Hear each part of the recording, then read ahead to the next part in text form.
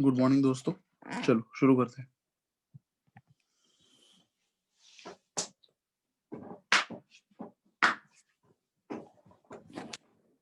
P block just हमने खत्म किया है। आज हम स्टार्ट करेंगे डी ब्लॉक और एफ ब्लॉक के बारे में।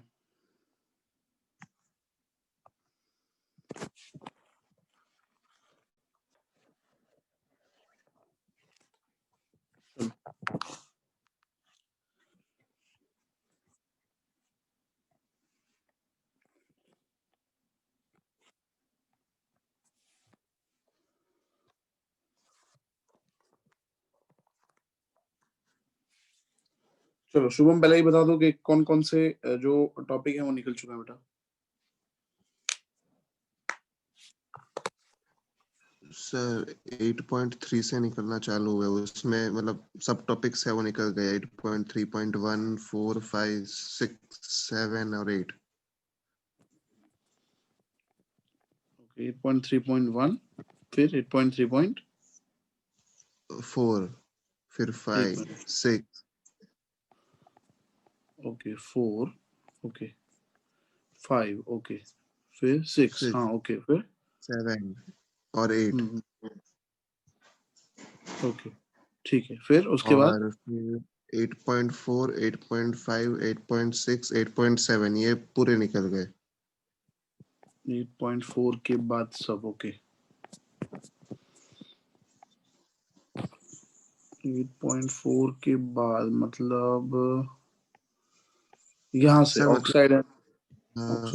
सर 8.4 में only preparation and properties of KMnO4 are deleted and sorry only preparation and properties of KMnO4 are not deleted। मतलब preparation and properties है उसमें से। KMnO4 का ओके। हाँ, उसके जो बाकी के निकल गए। 8.5 लैंथेनॉइड एक्टिनॉइड एफ ब्लॉक पूरा निकल गया। अंडरस्टूड, ठीक हाँ है। सर। डी और एफ ब्लॉक जस्ट अभी हम करके आए हैं कॉम्पिटिटिव लेवल पे, तो अच्छे खासा तरीके से हो गया है। तो शायद अभी आधे घंटे में ये चैप्टर खत्म हो जाएगा, इतना टाइम लगेगा हमें। तो हम कोऑर्डिनेशन शुरू भी कर देंगे, और कोऑर्डिनेशन भी उधर भी स्टार्ट हो गया रात को, है ना, JEE में भी स्टार्ट हो गया। चलो ठीक है, पहले ये देख लेते हैं, फिर बात करते हैं कि क्या करना है, क्योंकि कोऑर्डिनेशन दोनों जगह स्टार्ट हो गए, तो उसके बारे में बाद में बात करते हैं। पहले खत्म करते हैं आधे घंटे में, जल्दी चलो। तो सबसे पहले डी और एफ ब्लॉक जस्ट अभी पढ़ के आए 2 दिन पहले, तो आपको ये सब याद ही होगा कि ग्रुप 3 टू ग्रुप 12 जो है उसके अंदर डी ब्लॉक जो है, डी और एफ ब्लॉक के एलिमेंट्स यहाँ पे उनका जो ग्रुप है 3 टू 12 होगा। चलो उसके बाद डी ऑर्बिटल इनकम्प्लीटली फिल्ड होगा, तब उसको हम बोलते हैं ट्रांजिशन सीरीज एलिमेंट। ट्रांजिशन के मैंने आपको 2 लॉजिक बताए थे। सबसे पहला लॉजिक क्या था? सबसे पहला लॉजिक था कि उनकी जो प्रॉपर्टी है, the property they are middle property of s block and p block, मतलब वो एस ब्लॉक और पी ब्लॉक के बीच में है उनकी प्रॉपर्टी, इसीलिए उनको ट्रांजिशन बोला जाता है। और दूसरा लॉजिक था उनके डी ऑर्बिटल कैसे होते हैं, इनकम्प्लीटली फील्ड होते हैं, है ना, इसीलिए उनको ट्रांजिशन बोला जाता है। चलो 3D ऑर्बिटल इनकम्प्लीट होगा तो उसको हम बोलेंगे फर्स्ट सीरीज, अगर 4D ऑर्बिटल इनकम्प्लीट होगा तो उसको हम बोलेंगे सेकेंड सीरीज, और 5D ऑर्बिटल इनकम्प्लीट होगा तो उसको हम बोलेंगे थर्ड सीरीज, अगर 6D इनकम्प्लीट होगा तो उसको फोर्थ बोलेंगे। अभी वो इनकम्प्लीट रिसर्च हो रहा है उसके अंदर। चलो उसके बाद अगर F ऑर्बिटल इनकम्प्लीट होगा तो उसको हम बोलते हैं inner transition series metal. 4F होगा तो लेंथेनॉइड, और 5F होगा तो एक्टिनॉइड। ठीक है, चलो ये बेसिक नॉलेज हो गया। एलिमेंट्स की अगर हम बात करें तो बेटा डी ब्लॉक में टोटल एलिमेंट्स कितने हैं?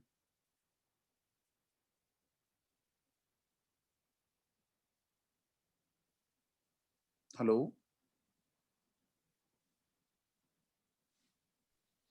27।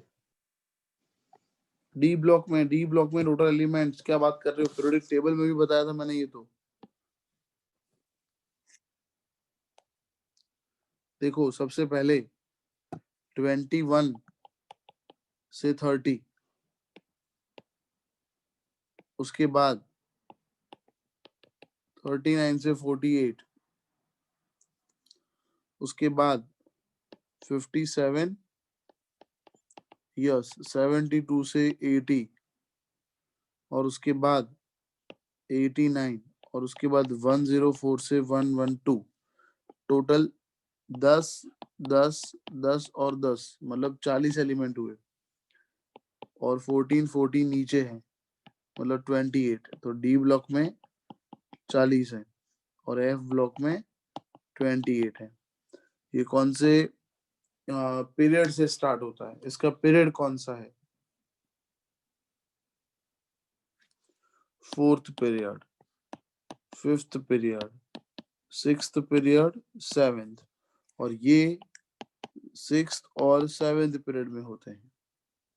इनका 3D इनकम्प्लीट है, इनका 4D इनकम्प्लीट है, इनका 5D है, इनका 6D है, बट इसके अंदर 5D है तो 4F भी आएगा, और इसके अंदर 6D है तो 5F भी आएगा।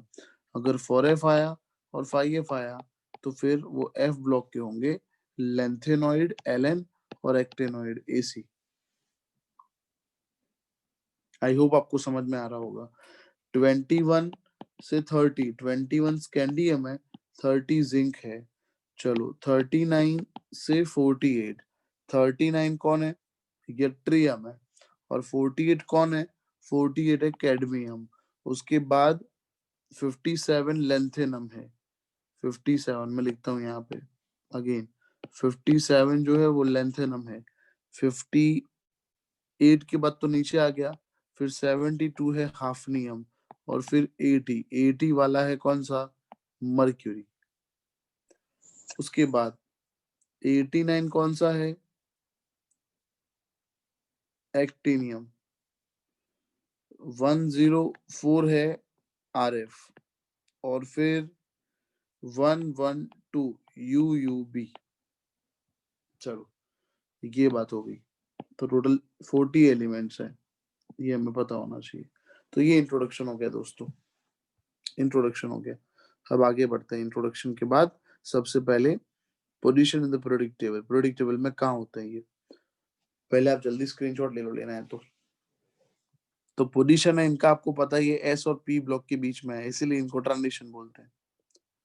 ओके, उसका एस और पी के बीच में पोजीशन है, इसीलिए इसको ट्रांजिशन बोलते हैं। और उनका डी ऑर्बिटल इनकम्प्लीट है, मैंने जैसे आपको बताया, है ना।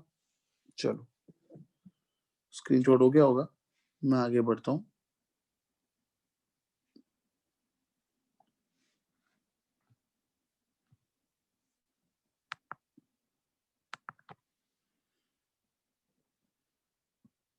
चलो, तो position in the periodic table, ये तो आपको समझ में आ गया कहाँ पे है। एस ब्लॉक और पी ब्लॉक के बीच में है ये। इलेक्ट्रॉनिक कॉन्फ़िगरेशन, जो एस होगा ना उससे एक डी कम होगा, मतलब जैसे कौन से पीरियड से डी ब्लॉक स्टार्ट होता है? फोर्थ पीरियड से। तो 4S होगा तो D3 होगा, मतलब 4S 3D होगा, है ना। देखो ये रहा, 4S होगा तो D एक कम होगा, D जो होगा वो 3 होगा, 4S और 3D होगा। तो उसको बोलते हैं फर्स्ट ट्रांजिशन सीरीज एलिमेंट्स। ठीक है, इसीलिए देखो यहाँ पे जनरल कॉन्फ़िगरेशन लिखा है कि अगर S जो भी होगा उससे D एक कम होगा, NS1 to 2 और N-D। D में मैक्सिमम 10 इलेक्ट्रॉन ऑक्यूपाई होता है, इसीलिए लिखा है 1 to 10। So general electronic configuration यहाँ पे लिख दी इन लोगों ने।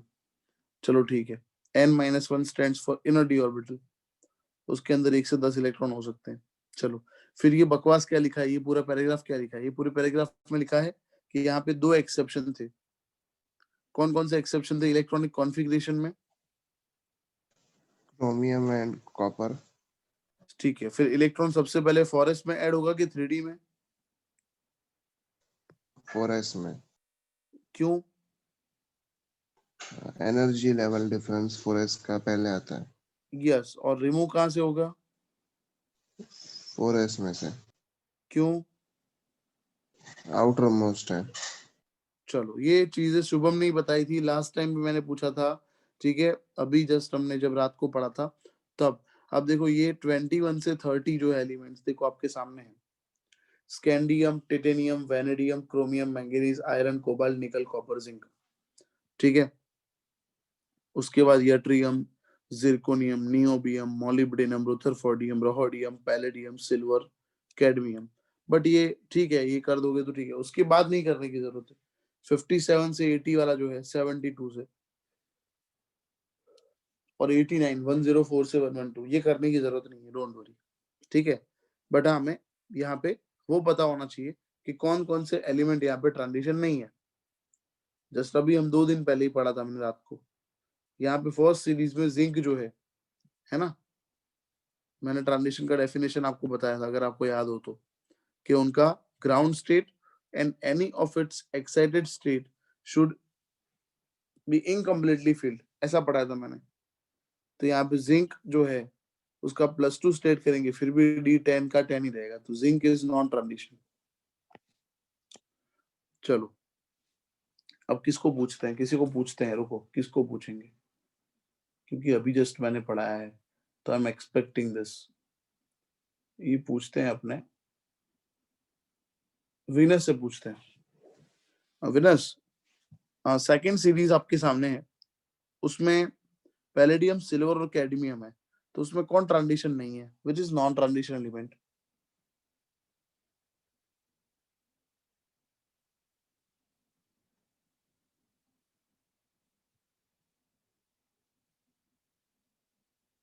वीनस देवी,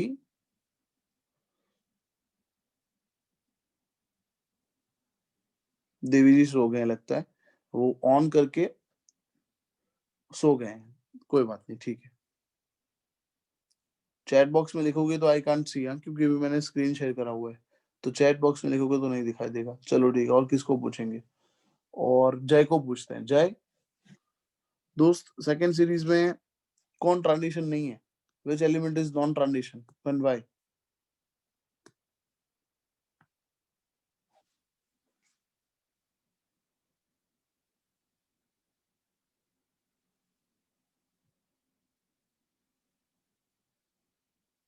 चलो अब किसको पूछेंगे?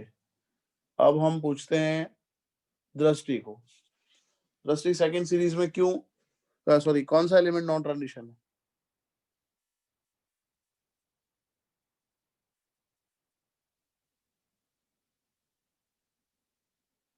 चलो दृष्टि भी सो गई है, तो मैं शुभम को पूछते हैं। Shubham,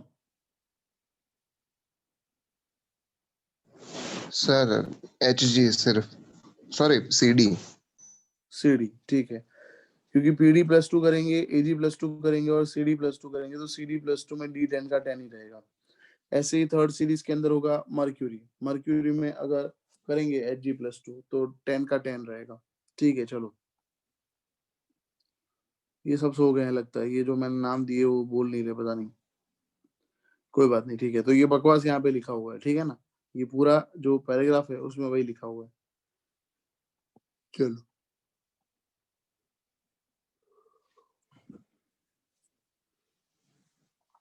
on what ground can you say that scandium is a transition element in zinc not? ये तो हम आराम से समझा सकते हैं, इसमें कोई बड़ी बात नहीं है। सिल्वर एटम का कंप्लीटली है, how can you say that it is a transition? क्योंकि उसके ऑक्सीडेट स्टेट में D10 नहीं होता, इसलिए। चलो फिजिकल प्रॉपर्टी, फिजिकल प्रॉपर्टी में बात करें तो सब मेटल है, nearly all the elements display typical metallic property such as high tensile strength, ductility, malleability, high thermal and electrical conductivity, metallic luster. Exception: zinc, cadmium, mercury and Mn. They have one or more typical metallic structure at the normal temperature. देखो metallic structure already हम पढ़ के आए solid state में, hexagonal close packing है ना, BCC body centre, फिर HCP है यहाँ पे, है ना, अलग अलग यहाँ पे स्ट्रक्चर्स दिए हुए हैं, हमें एक भी याद नहीं करना है, चिंता मत करो, एक भी हमें याद नहीं करना है, डोंट वरी। चलो, the transition metal with the exception of this, Zn, Cd and Hg are very much hard and have low volatility. Their melting and boiling point are high, क्योंकि उसमें नंबर ऑफ इलेक्ट्रॉन ज्यादा होंगे outer most shell में। तो मैंने आगे ही पढ़ाया था एस ब्लॉक में, जितने नंबर ऑफ इलेक्ट्रॉन ज्यादा उतना मेल्टिंग पॉइंट बॉइलिंग पॉइंट ज्यादा होगा, तो इनका मेल्टिंग और बॉइलिंग पॉइंट ज्यादा है। Their high melting points of these metals are attributed to the involvement of greater number of electron, जैसे मैंने पहले आपको बता दिया, जब ज्यादा इलेक्ट्रॉन है इसलिए. In any row the melting point of this metal rise to a maximum at D5 except for anomalous values of Mn and Tc and fall regularly as the atomic number increases. आगे समझ में, जितने D में अनपढ़ electron बढ़ेंगे, जितने D orbital में अनपढ़ इलेक्ट्रॉन बढ़ेंगे, उतना उनका मेल्टिंग पॉइंट बढ़ेगा और फिर ग्रेजुअली डिक्रीज होगा.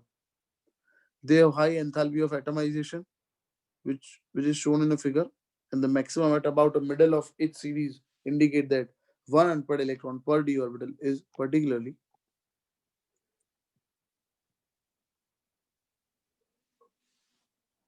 favorable for strong interatomic interaction.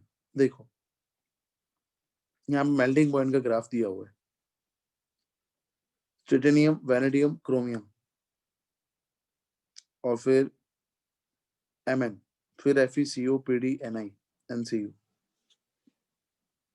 Mn exception है यहाँ पे देखो, क्योंकि Mn में और Cr में दोनों में maximum number of unpaired electron है, फिर भी Mn, तो ये एक्सेप्शन हमें याद रखना होगा.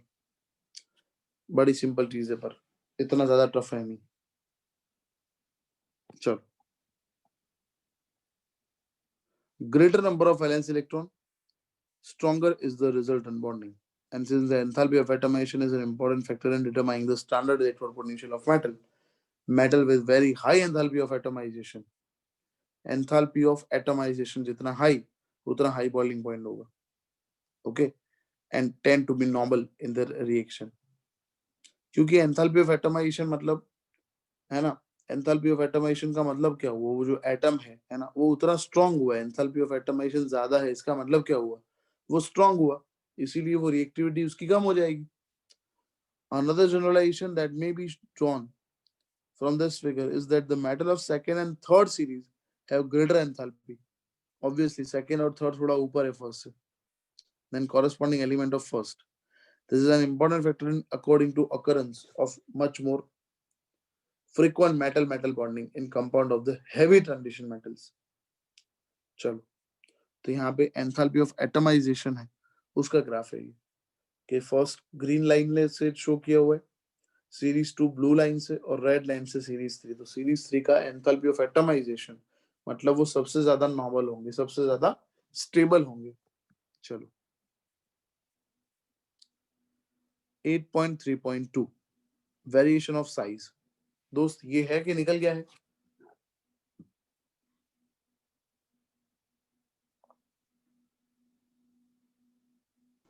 है सर. ओके, चलो, तो ये मैं आपको, ये टॉपिक है. उसके बाद 8.3.3 भी होगा शायद. ओके, यस सर, वो भी है. 4 के बाद निकल गया है. हाँ सर. ओके, 4 निकल गया है, 5 निकल गया है, 6 निकल गया, 7 निकल गया, ऐसा बोला आपने. और 8 है कि 8 निकल गया? 8 भी निकल गया. 8 भी निकल गया. 9 है, मतलब मैग्नेटिक प्रॉपर्टी से वापस इधर आएंगे अपने. दो चीजें मतलब मुझे समझानी है आपको, तो मैं उसके लिए व्हाइट बोर्ड यूज करूंगा, यहाँ पे मैं नहीं समझाऊंगा, और उसके लिए मैं यूज करूंगा. बहुत सारे लोगों ने चैट बॉक्स में मैसेज लिखे हैं. ओके, आंसर लिखे हैं, तो वीनस हो नहीं रही है. गुड, एक मिनट, मुझे प्रोडक्ट टेबल चाहिए, तो प्रोडक्ट टेबल में देखता हूँ मेरे गैलरी में सेव है कि नहीं है. प्रोडक्ट टेबल सेव नहीं है, तो रुको, फिर मैं ना इसका स्क्रीनशॉट ले लेता हूँ कहीं से भी. ये हम ले लेते हैं स्क्रीनशॉट इसका गूगल से ही. Cancel periodic table. Okay, product table का इमेज ये रहा, मुझे मिल गया है प्रोडक्ट टेबल का इमेज. ये वाला बढ़िया सा इमेज है, तो इसको हम करते हैं ऐड टू फोटोज. चलो, ये फोटोज में ऐड हो गया होगा. अब हम वापस ओपन क्या करेंगे, अब वापस ओपन करेंगे हमारा जूम, और उसमें फोटोज में गए, ये आ गया बेटा आपके सामने प्रोडक्ट टेबल. चलो,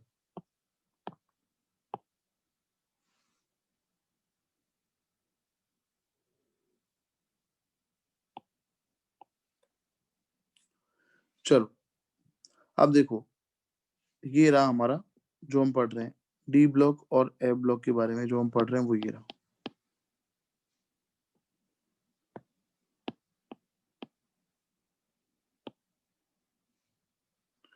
अब हम बात करते हैं एटॉमिक साइज के बारे में। तो एटॉमिक साइज हमें पता है, हमने पढ़ा था आगे कि जैसे हम आगे बढ़ते हैं इस तरफ, ऐसे एटॉमिक साइज क्या होता है, पीरियड में एटॉमिक साइज डिक्रीज होता है। तो स्कैंडियम से टाइटेनियम डिक्रीज होगा, वेनेडियम, क्रोमियम, मैंगनीज, आयरन। फिर पता है मैंने पढ़ाया था फैकोनिका सेम होगा। हेलो, ये याद रखना दोस्तों, ये भूलना मत। Scandium, titanium, vanadium, chromium, manganese तक क्या होगा, एटॉमिक रेडियस डिक्रीज होगा। फिर FeCO जहां पे इलेक्ट्रॉन पेयर होना शुरू होगा, क्योंकि यहाँ तक इलेक्ट्रॉन पता है अनपेयर्ड रहते हैं, D5। जहां पे इलेक्ट्रॉन D6, D7, D8 हो गया, मतलब इलेक्ट्रॉन पेयर होना शुरू हो गया, वहां पे एटॉमिक साइज जो है सेम हो जाएगा। और फिर क्या हो रहा है, यहाँ पे अचानक से इंक्रीज हो रहा है। क्यों?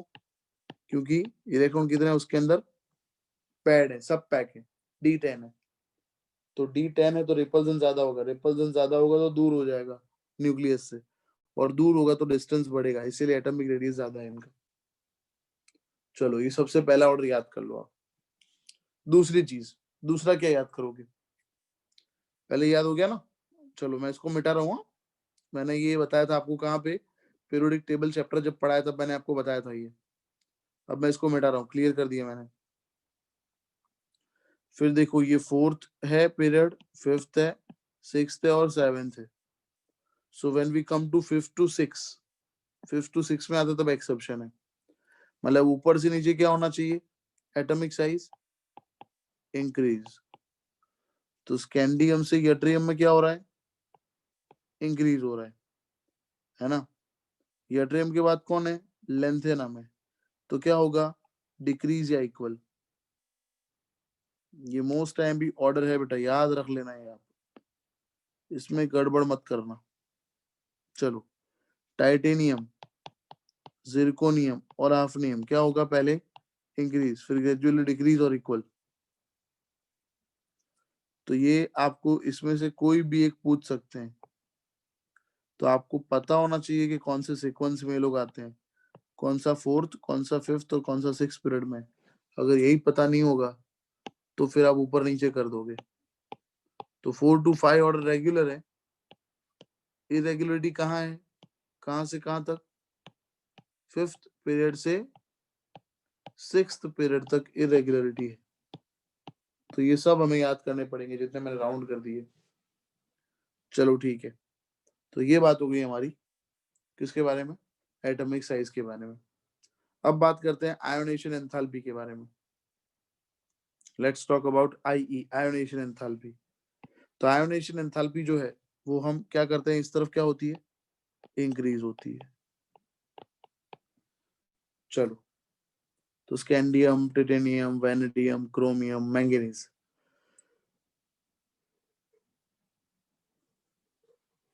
इंक्रीज हुआ। फिर डिपेंड करता है कि स्टेबल कॉन्फ़िगरेशन कौन सा है, ठीक है। Scandium, titanium, vanadium, chromium, chromium और मैंगनीज, उसमें फर्स्ट अगर आप देखो Cr और Mn का, तो Mn का ज्यादा होगा, फिर इसका ज्यादा होगा, फिर CONi, फिर Cu और फिर Zn। चलो, तो Cr और Mn 4s1 3d5, 4s2 3d5, तो इसका ज्यादा है। But second 3d5, 4s1 3d5, second किसका ज्यादा होगा, क्रोमियम का, Kmn का। Mn का। सेकेंड तो क्रोमियम का ज्यादा होगा ना। सेकेंड मतलब एक निकाल दिया, अब एक निकाल दिया तो 4s0 3d5 हो गया, और 4s1 3d5 हुआ। Yes sir, chromium. CrMn 4s1 3d5 है ये, क्रोमियम जो है ना वो 4s1 3d5 है, ये 4s2 3d5 है। तो इसमें दोनों स्टेबल है, इसमें एक ही स्टेबल है। इलेक्ट्रॉन 4s से निकलना है तो इसका ज्यादा होगा, बट एक निकल गया। एक निकल गया, उसके बाद फॉरेस्ट 0 3d5 हो गया। mn की बात करो, फॉरेस्ट 1 3d5, तो IE1 का ऑर्डर मैंने ये लिखा था। अब IE2 का ऑर्डर क्या होगा, क्योंकि यहाँ से इलेक्ट्रॉन D5 से निकल नहीं सकता, यहाँ पे S1 से निकलेगा तो इजी होगा, तो इसका ज्यादा होगा। चलो अब सेकंड किसका, थर्ड किसका ज्यादा होगा,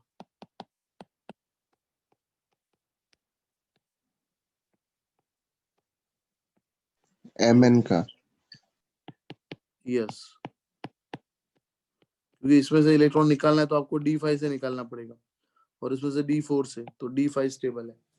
तो फर्स्ट CR का कम है, सेकंड MN का कम है, और थर्ड अगेन CR का कम है। स्क्रीनशॉट ले लो।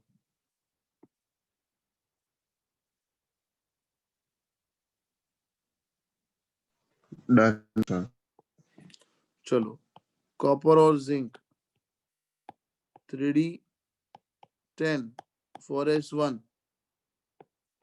3D10 4s2, फर्स्ट किसका ज्यादा है, जिंक का। जिंक का ज्यादा है। फिर ये +1 हो जाएगा, तब 3D10 हो जाएगा। ये 4s1 3D10 रहेगा, तो D10 ज्यादा स्टेबल है S1 से, इसीलिए इसका ज्यादा हो जाएगा। और I3 किसका ज्यादा होगा, जिंक का। यस, क्योंकि ये 3D10 4s0 हो गया, इसीलिए।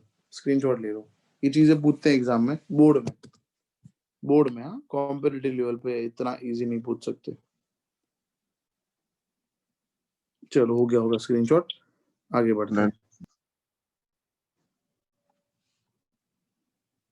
तो ये बात हो गई आयोनेशन एंथैल्पी के बारे में भी, हमने एटॉमिक रेडियस भी पढ़ लिया और आयोनेशन एंथैल्पी भी देख लिया है, दोनों चीजें हो गई। अब आगे बढ़ते हैं, देखते हैं नेक्स्ट टॉपिक कौन सा देखना है। यस, दो चीजें डिस्कस कर ली है मैंने, अब ये सब तो है नहीं, तो मैं जाने दे रहा हूँ। अब हम डायरेक्ट इस पे अटैक करेंगे, मैग्नेटिक प्रॉपर्टी पे। तो मैग्नेटिक प्रॉपर्टी में हमने पढ़ा था भाई, दो तरह के बिहेवियर होते हैं, है ना, एक तो डायमैग्नेटिक और एक paramagnetic. Diamagnetic substances are repel by applied magnetic field. Diamagnetic क्या होता है, उसके अंदर पेयर्ड इलेक्ट्रॉन होते हैं, और पेयर्ड इलेक्ट्रॉन रिपेल होते हैं, और पैरामैग्नेटिक उसके अंदर अनपेयर्ड इलेक्ट्रॉन होते हैं, इसीलिए they are weakly attracted. Paramagnetic substance when kept in magnetic field they are weakly attracted towards magnetic field. substances which are attracted by strongly, very strongly, उसको ferromagnetic बोलते हैं। And ferromagnetism is an extreme form of paramagnetism. Many of the transition metal ion are paramagnetic. ठीक है ना। Paramagnetic और ferromagnetic में आपको difference फिर से बताता हूँ। पैरामैग्नेटिक के अंदर अनपेयर्ड इलेक्ट्रॉन की वजह से अट्रैक्शन होता है, बट फेरोमैग्नेटिक सब्सटेंस को अगर मैग्नेट के अगर फील्ड में ले जाएंगे तो आफ्टर सम टाइम वो सब्सटेंस खुद मैग्नेट बन जाएगा, तो इसका मतलब उसका मैग्नेटिज्म सबसे ज्यादा स्ट्रांग हुआ, है ना। पैरामैग्नेटिक का ऐसा नहीं है, पैरामैग्नेटिक को मैग्नेटिक फील्ड में रखेंगे, ठीक है, तो अट्रैक्ट होगा, और मैग्नेटिक फील्ड रिमूव करेंगे तो उसका अट्रैक्शन गया, है ना, तो वो मैग्नेट नहीं बनता, तो उसको हम बोलेंगे वीकली अट्रैक्टेड, और फेरोमैग्नेटिक को बोलेंगे स्ट्रांगली अट्रैक्टेड। चलो ठीक है। Paramagnetism arises from the presence of unpaired electron. Unpaired electron की वजह से पैरामैग्नेटिज्म होता है, जितने अनपेयर्ड इलेक्ट्रॉन ज्यादा उतना पैरामैग्नेटिज्म ज्यादा, ठीक है। और स्मॉल एन जो है उसको बोलते हैं number of unpaired electron, small n को बोलते हैं नंबर ऑफ अनपेयर्ड इलेक्ट्रॉन। इसीलिए मैग्नेटिक मोमेंट फाइंड करने का फॉर्मूला ये है √n n+2, और इसका यूनिट क्या है, Bm, बोहर मैग्नेट्रॉन। चलो यहाँ पे सबके कैलकुलेटेड ऑब्जर्व वैल्यूज दिए हुए हैं, हम इजीली कर सकते हैं। ये क्वेश्चन है एक्विस मीडियम में, एटॉमिक नंबर का 25 है, एटॉमिक नंबर 25 है तो इसमें 5 अनपेयर्ड होंगे, तो √5 5+2, सिंपल कैलकुलेशन आप कर सकते हो ये। चलो ठीक है, ये भी निकल चुका है शायद, है ना दोस्त, कि है ये टॉपिक इंक्लूडेड। नहीं सर, है कलर कंपाउंड। कलर कंपाउंड है, ठीक है चलो, तो कलर हमें करना होगा, मतलब पढ़ना होगा। चलो ठीक है। अब कलर जो है वो किसकी वजह से होता है, तो मैंने आपको बताया था डी डी ट्रांजिशन की वजह से। डी ऑर्बिटल में क्रिस्टल फील्ड स्प्लिटिंग होता है। एक तो हमने पढ़ा था आगे कि भाई T2G ऑर्बिटल होता है और दूसरा ऑर्बिटल होता है EG।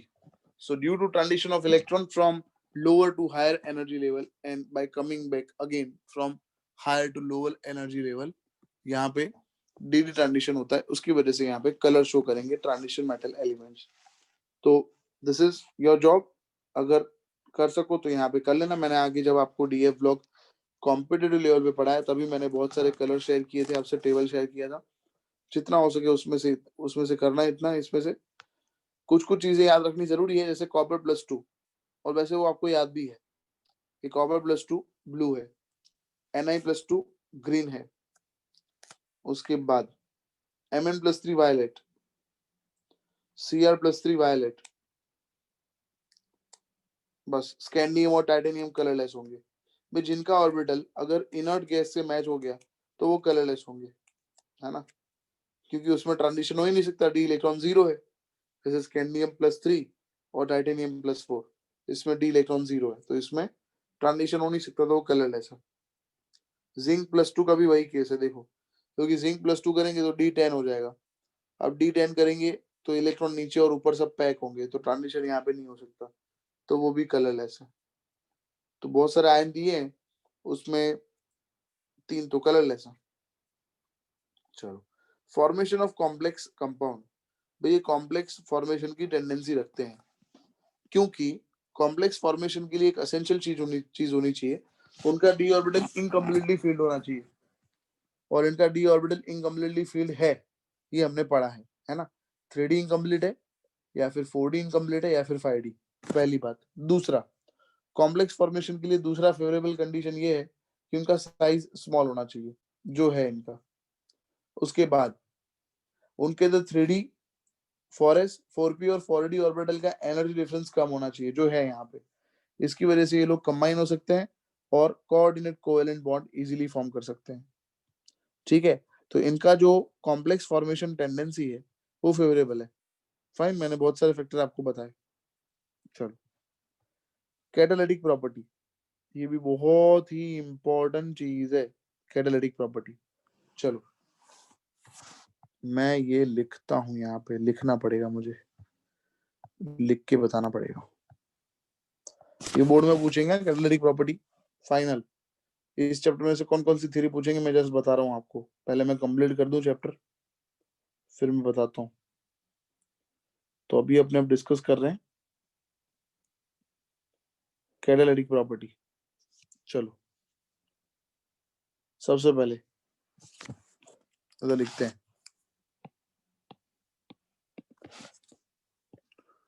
थ्योरी का नाम है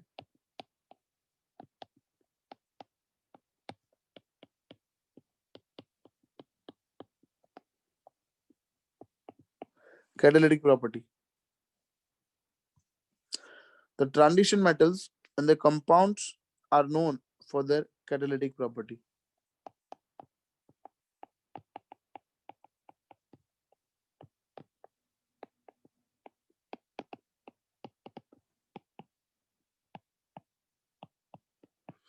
ट्रांजिशन मेटल और उनके कंपाउंड जो है वो कैटलिस्ट है, ओके। अब क्यों कैटलिस्ट है, सबसे पहले इनका रीजन क्या है, ओके। Due to